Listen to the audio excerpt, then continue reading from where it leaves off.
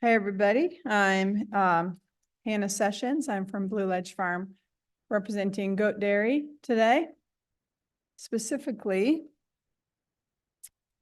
our grant-funded project studying extended lactation.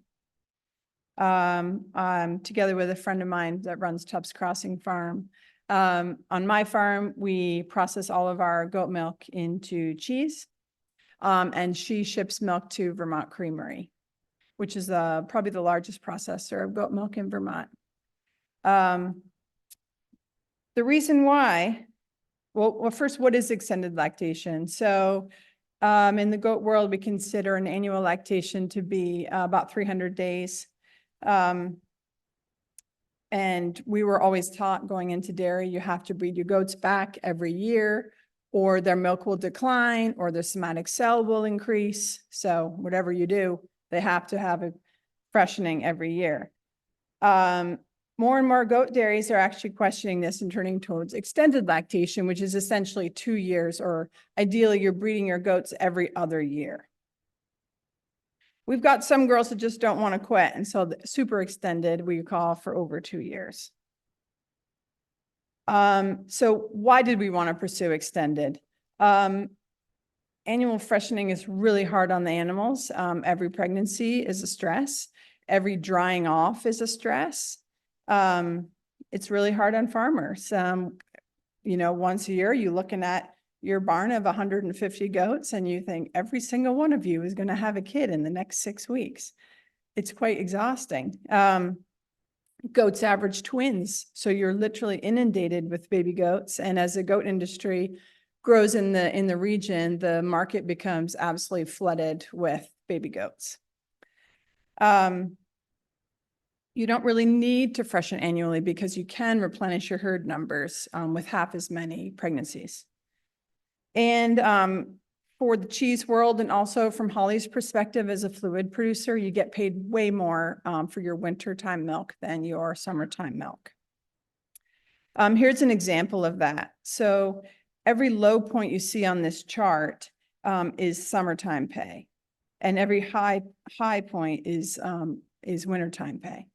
So Holly is a firm believer so far in extended lactation because her milk check this winter is the same as it was in the summer.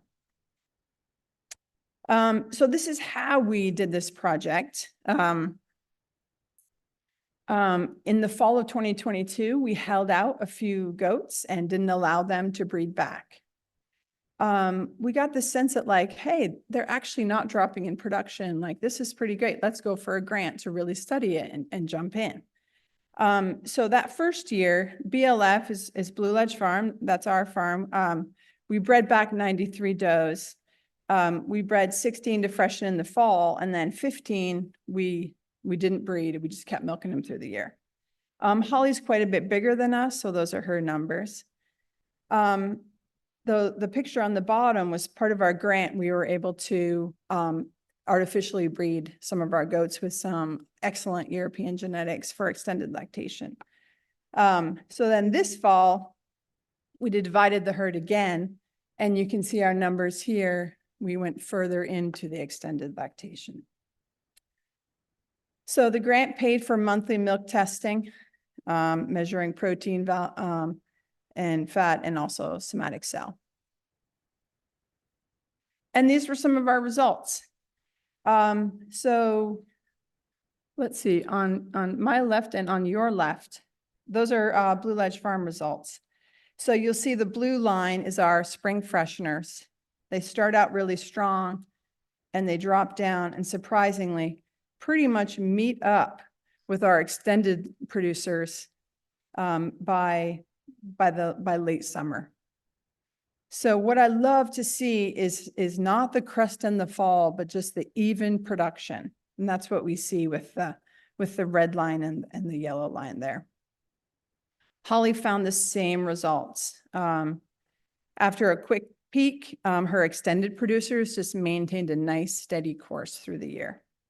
Where you see the real drop, that's her fall fresheners. So that represents the 2 months that they weren't producing any milk at all. So then the big question for us cheesemakers is somatic cell production, and does extended lactation necessarily mean a rise in somatic cell? Again, what I found is it does not. With the exception of, you'll see my green line there, that's my super extended group. And by this point, it was only about 6 goats. So that was just maybe 1 goat throwing that number off. And then clearly I called her out and that number got right back down. But you can see that in terms of somatic cell, pretty much every group was the same. On Holly's results, it's the dot chart there. And you'll see the line on the grouping on the far left had been milking for 100 days. The grouping in the middle, the largest group, was 300 days into milk. And then the smattering here on the right was her more extended lactation. Point being, you really can't see a discrepancy between length of lactation and somatic cell count. So this was surprising and so exciting for us. So in conclusion, baby goats are super cute, but we don't need 500 of them. We're really excited and we're all in on this idea of extended lactation as better quality of life for our goats and for ourselves. And we're still learning. We have 3 months more of milk testing, but we're excited for next year.